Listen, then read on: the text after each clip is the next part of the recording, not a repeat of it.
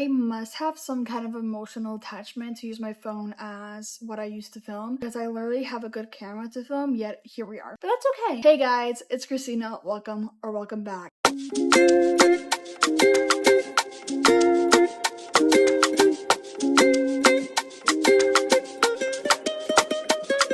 So, as you saw by the title of today's video, I'm giving you book recommendations for specific moods. I've had this video planned for a month, at least. But since I had exams, it was a little bit hard to film, and even though it's a sit-down video, it also requires editing, and your girl had to study. So we're finally sitting down filming this video. I'm really excited for this video because I just feel like I was able to really think of books that I wouldn't usually think of recommending, not because I didn't like them, but just because whatever video I was making didn't fit the bill. And I actually made a longer list this time, about 20 recommendations, about 20 moods. It'll be about 20 books, maybe a few more depending on the prompt, but I'm really excited, so let's get into the video. The first mood would be a mood where you're in need for like some happiness, from Serotonin. And that book, I felt like when I was writing this prompt down, I was like, I already knew what I wanted to write, and that is the Summer I Turned Pretty trilogy. Gave you that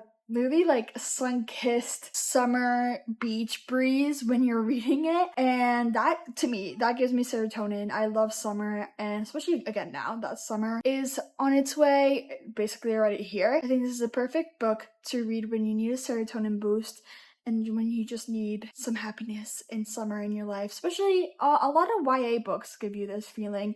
I just felt like this one would be the best one. Then, going to the other side of the aisle, we have a book when you want to cry. This recommendation, I would check trigger warnings because it's not an easy read, and it's in fact not even a fiction book. It's a nonfiction. It's an autobiography. But I remember reading this and loving it. I don't talk about it enough, but again, it's not an easy read, so it's not something you easily recommend. But I'm Glad My Mom Died. This book is just kind of not fixes, but definitely fills a hole for those who we grew up with iCarly and just the whole Nickelodeon / Disney world. And I really didn't connect with it, but I really felt for Jeanette, I think that's her name, I can't remember now, but really felt for her, and the way she explains things is a little too like when someone describes a trip to Disney as if what happened to her was practically normal. So that's why I do give a trigger warning, but a great book if you need to feel everything and cry. Then the next mood, again, opposite to summer, is when you're like in a cozy blanket, it's raining outside, you have a tea in hand, and you're like, I really want something to fit the vibe, but not make it like fall. I'm actually gonna recommend a novel love story or The Dead Romantics. I actually just read a novel love story, and all I could think of was the perfect way to read this is like on a rainy day. I feel like it'd be just perfect, like the easy read. It's raining and you just need something happy, and the weather's great for reading, because we all know one of the best weathers for reading is raining. And I feel like even then, that doesn't mean you need to read a dark academia book or a fantasy book. And to me, when I think of that, I think of like a fluffy romance, and I feel like a novel love story / The Dead Romantics fit the bill perfectly. Our next prompt is when you're feeling like you're in your villain era, like you're feeling a fantasy, you're feeling a trilogy, a duology perhaps a duology called Six of Crows. We have all these kind of like, I don't know what to call them. I had the word, but we have these 6 characters, obviously, and they're just kind of, is the word misfits? They're not misfits, they're just kind of rebels, and they go on a mission. I'm trying my best not to spoil this duology, but it's very, very popular in book talk, and I love anything Leigh Bardugo. Everybody knows that, I'm sure. They're all so badass in this book, and obviously they're not the villain, but they're not the hero in a way. I'm just gonna put it that way. And I feel like if you're in your villain era and I want to cause some trouble era in the fantasy way, Six of Crows is the perfect book. So the next one is if you want something either cinematic or fast paced. Just imagine, like, trying not to give it away because one of them would give it away with this hint, but something very fast-paced, like an action movie, but that you want to feel kind of very immersed in. That's not just action, but there's actually kind of some kind of feelings involved. Obviously, I have 2 recommendations. I have Throttled and I have Daisy Jones and the Six. Of course, Daisy Jones and the Six also had to be mentioned. I don't talk about Throttled that often, but it is a F1 sports series, and I really, really, really like that. I haven't finished the series. I have the last 2 books left to read, and I really did enjoy the series. And again, it had that fast-paced life with the F1 races and the traveling, but it also had the feelings with our main characters. And Daisy Jones, again, cinematic. I feel like I can apply this one just because it does have this show, but I feel like when I read it, I could envision it, and it's very like, I feel like they did a great job with the show. I'm saying, like, when I read it, it's kind of how I envisioned it when I was watching it. I think these two make the perfect combination of high pace, like action, and cinematic feel when you're reading it. Then, if you are between fantasy reads and you're like, I need something short and sweet, something fast, something that fluffy, get your mind off of things, I have 2 reads that I actually read back to back last summer, and they were super high rated reads. First, I have Float, which I did talk about recently, and then you have Make Your Move. One is based in Florida, the other one is more like a country read, but they're both YA. I love YA, apparently, and Float and Make Your Move were both so cute. They're short, they're sweet, they're easy to read. I read both in a sitting. They were that good and that easy to read, and I think they will be perfect for you to read, especially in the summer, because there are summer-based books, especially Float. Then we have a book for when you miss summer camp. I don't know how many of you have been to summer camp. I've been a handful of times. I only really liked one, but I feel like I can share the feeling of summer camp. I really did like the last one I went to, and this is a book for when you're missing summer camp, which I would say wildfire. I wasn't a camp counselor, and there was no pretty man to fall in love with, but the feeling of being on a lake, that kind of like summer bunk beds kind of vibe is really well captured in this book, and I think it would definitely give you those feelings of being summer camp besides the romance. The next prompt is feeling like you're falling in love for the first time, and of course, I had to say Betting on You by Lynn Painter. Sure, you could use Better Than the Movies, but I love Betting on You, and I think it is a better book than Nothing Like the Movies or Better Than the Movies for this prompt, just because, like, they were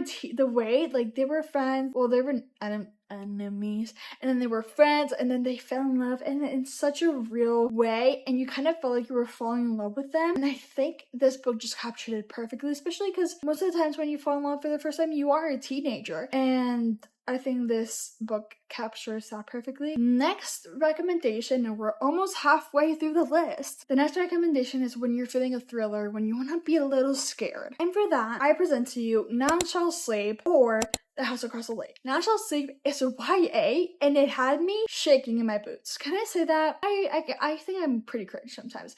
None Shall Sleep had me pretty terrified, and it's YA. It is None Shall Sleep is a book where they recruit kids for the FBI, and then they get in all sorts of kinds of trouble. But I definitely, this book and the second book in the trilogy had me like I couldn't read it at night. And most YA like thrillers fine to read at night. And then The House Across the Lake, it's one of my favorite Riley Sager books. I haven't read too many, but this is definitely my favorite. And this one also had me a little scared. I did like this book mostly because it is also very psychological, and I think the more psychological a thriller is, the scarier it gets, especially Girl on a Train by Paula Hawkins. I think that could be another recommendation. But these 2 books are great for you when you want to feel a little scared, like somebody's watching over you. These did the most. Now we're on to prompt number 10, and we're gonna talk about if you ever want to feel like you're in a fairy tale, aka more fantasy. But in this sense, I'm gonna recommend to you Once Upon a Broken Heart by Stephanie Garber, the whole trilogy. The way this woman writes, I need her to release another trilogy. She immerses you, like you feel like you're wearing those princessy dresses. You feel like you're in that world. She does a great job. Again, this one's more romantic-y than her Caraval series, but this one is more fairy tale-y. It's not as high action as Caraval, and that's why I feel like it's more of a fairy tale kind of book. It's very perfect. Like, I swear to God, like, you feel like you're the main character. Then we have a slow burn that makes you anxious, and the way that you're like, come on, just,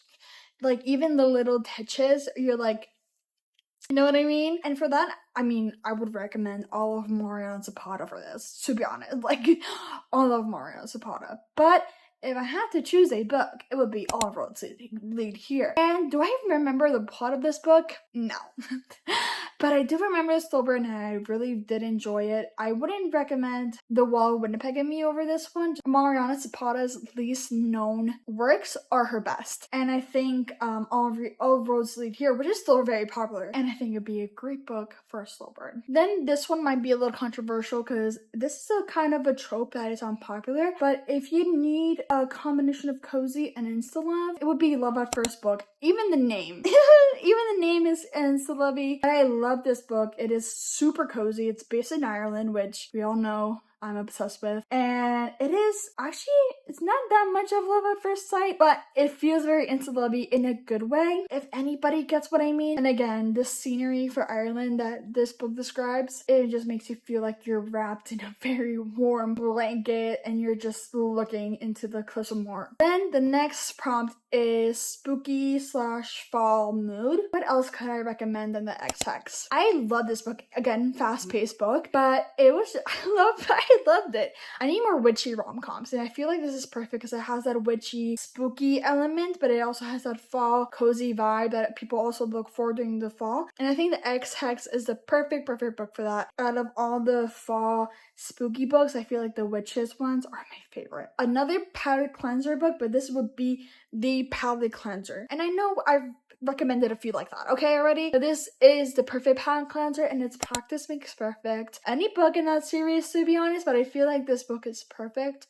between fantasy series. It just brings you to a small town. There's not much thinking to do. Everybody knows everybody. Everybody loves that kind of book. Everybody knows everybody. And I know I said practice makes perfect, and it's not the first book. The first book is When in Rome, but this whole series would be perfect between, say you're reading, like, I don't know, if they're in a class, say a 5-book fantasy series, and then you have the When in Rome series. Fantasy, When in Rome, fantasy, When in Rome, fantasy. You get the drift. So I think this series, and any Sarah Adams books overall, great for palette cleansers. The next prompt is if you're ever feeling inspired, if you ever need to feel like you're on top of the world, or if you're not feeling on top of the world and other people are bringing you down, I would recommend Carrie Soto's Back. Also been recommending this book a lot, but truly, I love Carrie Soto. I actually there's the French Open is right now. There was this interview of a tennis player, and she jokingly said that she's glad she won against this other player because she doesn't like playing against her. And I literally commented,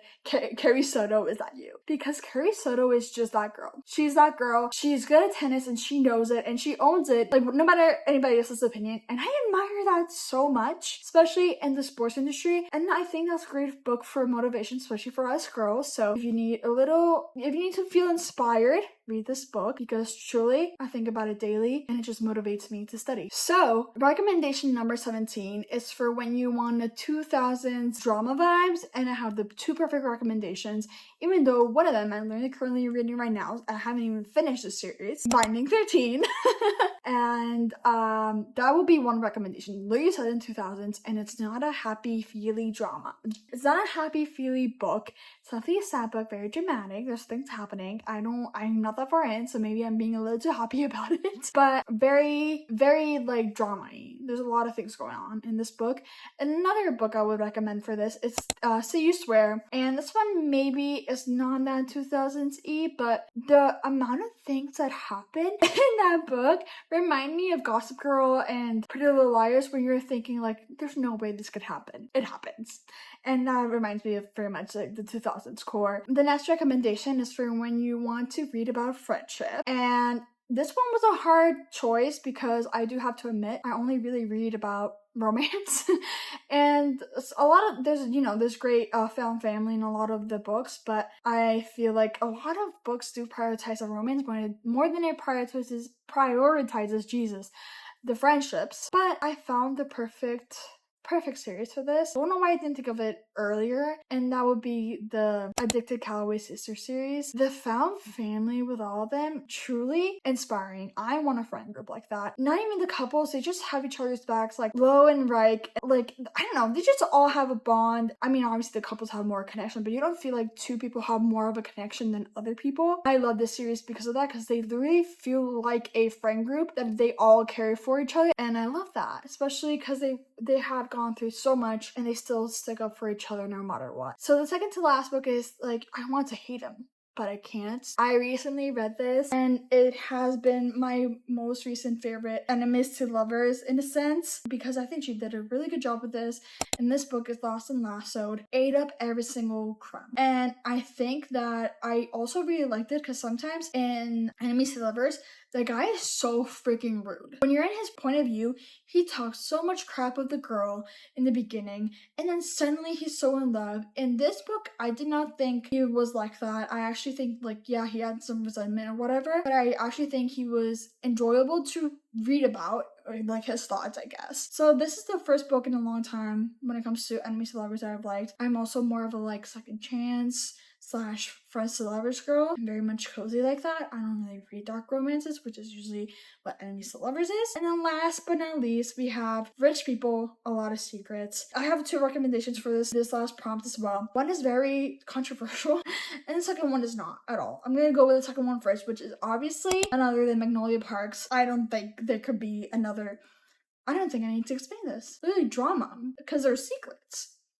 BJ, when I catch you, BJ, especially when Magnolia finds out what she finds out. The other book, which is controversial in the book talk world, especially 2022 when it was popular, We Were Liars. I loved that book. Loved it, especially because it's like Montauk, like rich people keeping a secret, like that kind of vibe. Private island, everybody knows each other and everybody has a secret. In the fact that they're turning it into a show, and I think they're actually supposed to be older in the show. Perfect. Perfect, perfect, perfect, perfect. I don't know what people hate about this book. I absolutely loved it. So I think that's a perfect book for rich people, lots of secrets mood. So that's really it. Those are all my recommendations. I know I probably am all over the place. It's literally been so long since I've sat in front of a camera and recorded, even though it's probably been like 3 weeks.